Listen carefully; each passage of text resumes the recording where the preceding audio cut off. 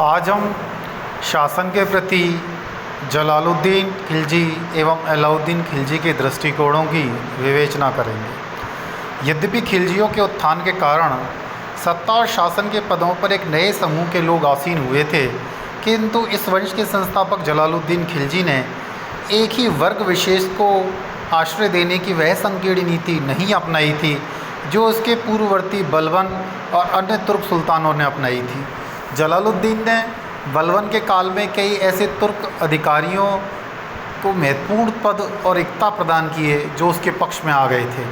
यहाँ तक कि बलबन का एक भतीजा मलिक छज्जू, जिसे कड़ा का हाकिम नियुक्त किया गया था, जो उस वक्त सर्वाधिक उपजाऊ और समृद्ध भूखंडों में से एक माना जाता था, मलिक छज्जू ने जब विद्रोह कर दिया और जलालुद्दीन खिलजी पर दिल्ली की चढ़ाई कर दी, लेकिन उसे पराजय का सामना करना पड़ा, तब भी जलालुद्दीन खिलजी ने उसे कठोर दंड नहीं दिया। परंतु इससे भी महत्वपूर्ण बात यह है कि जलालुद्दीन खिलजी ने अपने कार्यों के जरिए शासन में एक नए प्रकार की संकल्पना प्रस्तुत की जो मूलतः सभी समुदायों के लोगों की सद्भावना और समर्थन पर आधारित थी और औदार्ययुक्त तथा प्रजा कल्याण निहित था। इस प्रकार बलबन के विपरीत उसने संप्रभुता को आत्मगौरव अत्याचार से संबद्ध नहीं किया।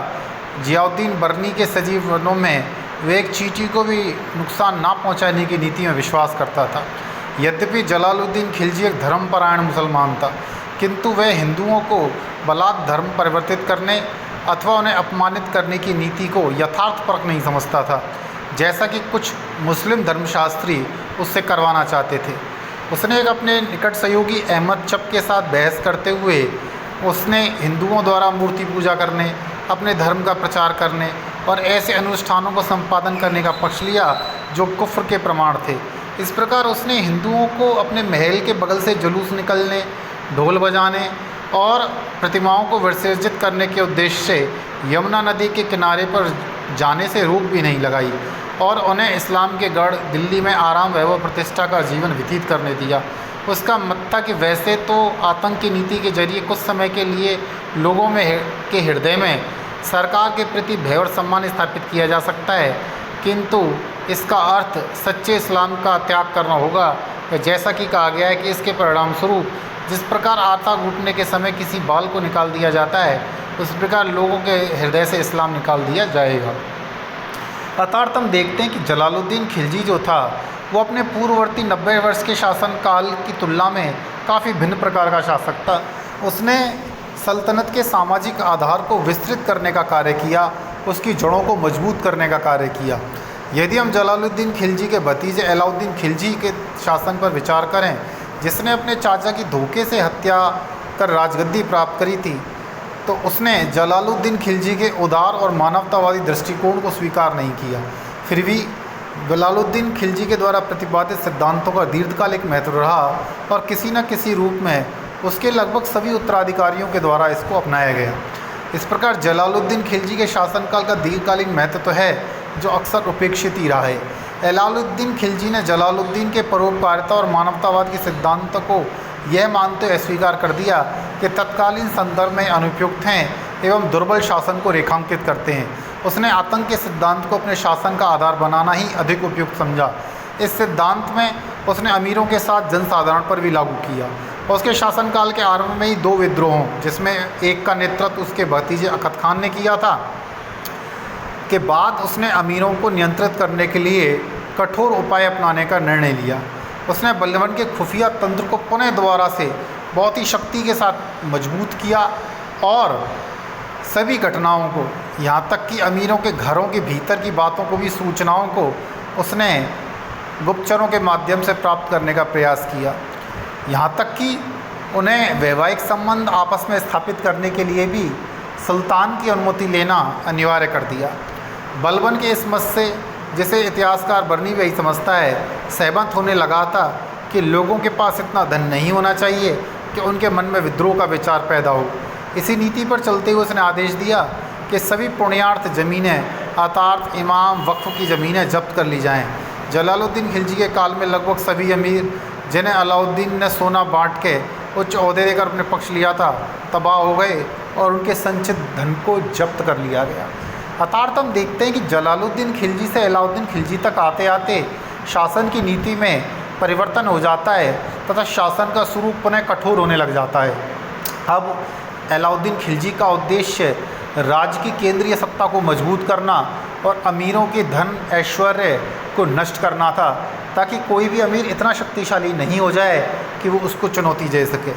यहाँ तक कि अलाउद्दीन खिलजी ने दिल्ली में मदिरापान पर भी पाबंदी लगा दी तथा इन आदेशों का उल्लंघन करने वालों के लिए कठोर दंड के प्रावधान किए। हालांकि अलाउद्दीन ने अपने मुख्य काजी के सम्मुख यह स्वीकार करी कि शराब के क्रय विक्रय को बंद नहीं हो पाया है। बर्नी के विवरण से ऐसा लगता है कि अलाउद्दीन खिलजी के भूमि सुधार भी हिंदुओं को दरिद्र और साधनहीन बनाने के उद्देश्य किए गए थे, ताकि वे विद्रोह करने की स्थिति में ना रहें। इसके बारे में अलग से चर्चा की जाएगी, किंतु यह अलाउद्दीन ने एक बहुत ही निंदनीय नीति अपनाई थी, क्योंकि इसके कारण जनसाधारण के पास बचत के लिए कुछ भी नहीं रहा। जब गुजरात के विरुद्ध किए गए अभियान में भाग लेते हुए कुछ मंगोल सैनिकों ने युद्ध में लूटे हुए माल का 4/5 भाग के सरकार के दावे के विरुद्ध विद्रोह किया, तो अलाउद्दीन खिलजी ने दिल्ली में रह रहे उनके बच्चों और पत्नियों तक को कैद कर लिया। अलाउद्दीन के विरुद्ध जिस भी अमीर ने या मंगोल ने विद्रोह किया, उनके बीवी और बच्चों को अत्यंत कठोर दंड दिया गया। किंतु अलाउद्दीन खिलजी ने जलालुद्दीन खिलजी की सारी बातों को स्वीकार करते हुए इस तर्क को तो स्वीकार कर ही लिया था कि भारत की विशिष्ट परिस्थितियों में एक वास्तविक इस्लामिक राज्य की स्थापना करना कदापि संभव नहीं है। वर्नी के अनुसार दिल्ली के काजी मुगीस के साथ अपनी बातचीत में अलाउद्दीन ने इस तथ्य पर जोर दिया कि वैभव और आडंबर तथा शराब इस्लामिक कानून द्वारा अस्वीकृत दंडों के विधान भारत में अपरिहार्य थे। वस्तुतः उसने तो यहाँ तक कहा कि मैं नहीं जानता कि शरअ के अनुसार क्या उचित है और क्या अनुचित।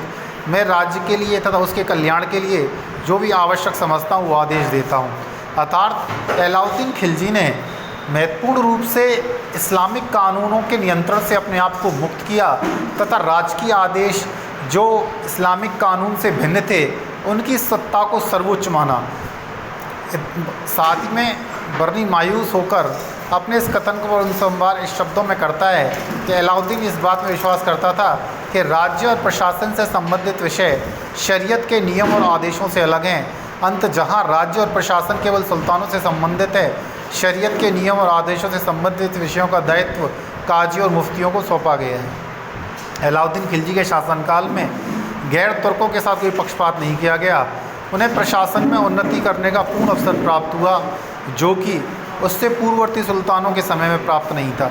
यही कारण था कि अलाउद्दीन के शासनकाल में जफ़र खान और नुसरत खान तथा बाद में पकड़े गए एक गैर तुर्क दास मलिक काफूर को बेहद उच्च पदों पर नियुक्ति और पदोन्नति का अवसर मिला। मलिक नायक नामक एक हिंदू जो सुमन और समाना का हाकिम रह चुका था, एक ऐसी कमान सौंपी गई जिसने मंगोलों को बुरी तरह से पराजित किया था। इस अभियान के दौरान बहुत सारे मुस्लिम अधिकारियों ने उसके अधीन कार्य करने का आदेश दिया गया था। इस संख्या में बड़ी संख्या में भारतीय मुसलमान भी थे। अर्थात हम देखते हैं कि अलाउद्दीन खिलजी की जो नीति थी वो जलालुद्दीन खिलजी की नीति से भिन्न प्रकार की तो थी, लेकिन उसमें कठोरता के साथ साथ कुछ नवीन तत्व भी थे। विशेष रूप से प्रशासन के क्षेत्र में इस्लाम के प्रवेश को रोकना तथा शासन के कार्यों में तुर्कों के साथ साथ गैर तुर्कों की भागीदारी सुनिश्चित करना, ये महत्वपूर्ण प्रयास अलाउद्दीन खिलजी के द्वारा शासन के अंतर्गत किया गया। धन्यवाद।